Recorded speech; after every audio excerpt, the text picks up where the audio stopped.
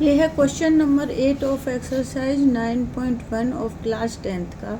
इसमें दे रखा है कि एक स्टैचू जिसकी हाइट है 1.6 metre stands on the top of a pedestal, एक पेडेस्टल के ऊपर स्टैंड कर रहा है। तो देखो स्टूडेंट्स, ये है एक पेडेस्टल और इसके ऊपर यहाँ पे एक स्टैचू स्टैंड कर रहा है। ये है स्टैचू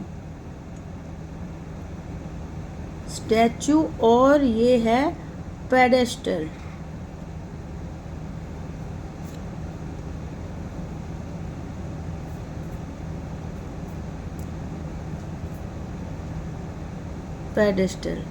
और इस स्टैचू की हाइट है 1.6 मीटर।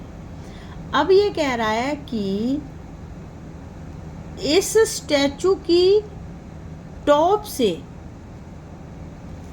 और यहाँ पेडेस्टल के बॉटम के पास एक एंगल बनता है। ये एंगल बनता है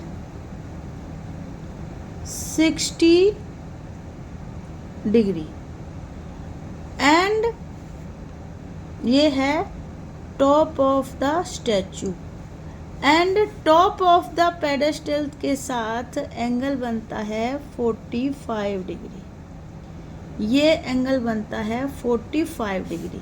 तो वो बोल रहा है कि इस जो पेडेस्टल है इसकी आपको हाइट फाइंड आउट करनी है इसमें।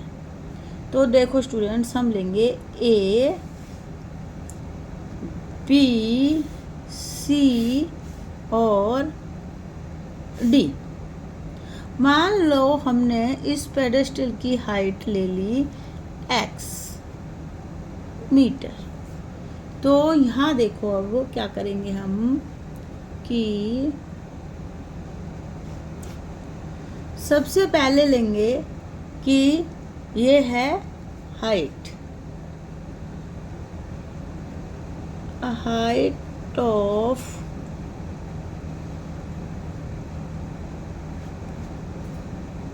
Statue is equal to 1.6 metre दे रखी है। इसकी हाइट कितनी दे रखी है? 1.6 मीटर। तो देखो स्टूडेंट्स, अब हम लेंगे in triangle A D C और एक ट्राइंगल बनता है बी डी सी। तो हम लेते हैं in triangle B D C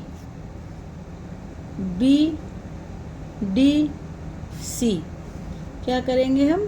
triangle B D सी में tan 45 डिग्री क्या करेंगे? tan 45 degree is equal to, अब tan क्या होता है? देखो ट्राइंगल बी डी सी में ये हो गया आपका परपेंडिकुलर, मतलब B C upon D C और बी सी हमने क्या लेट किया है? x। तो हम क्या कर लेंगे?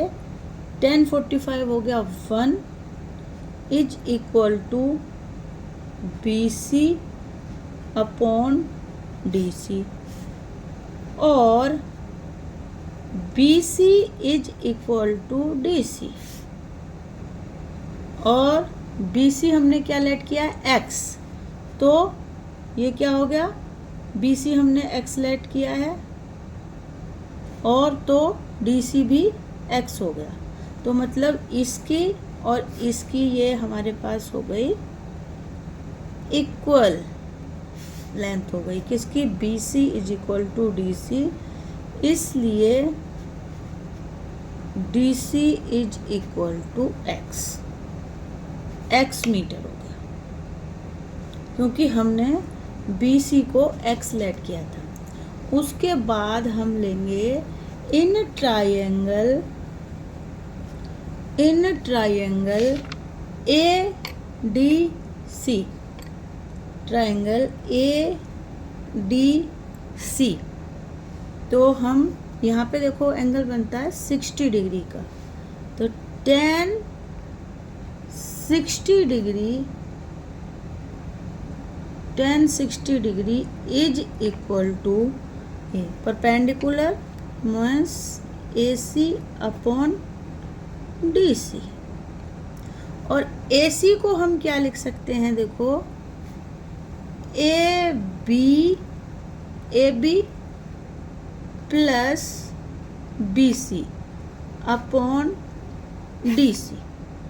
तो tan 60 क्या होता है, √3 इज इक्वल टू, अब देखो ए बी, ये है ए बी कितना है हमारा, ए बी है 1.6 प्लस बी सी हमने लेट किया था x अपॉन डी सी, और डी सी भी देखो यहाँ से, इसमें डी सी हमारा कितना निकला था x, तो यहाँ पर भी आ गया x।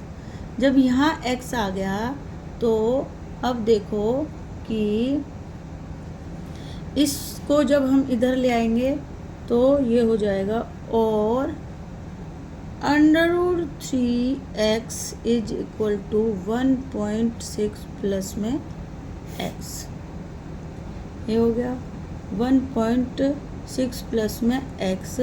उसके बाद देखो जब इस x को हम इधर ले आए तो ये हो गया √3x minus x is equal to √1.6।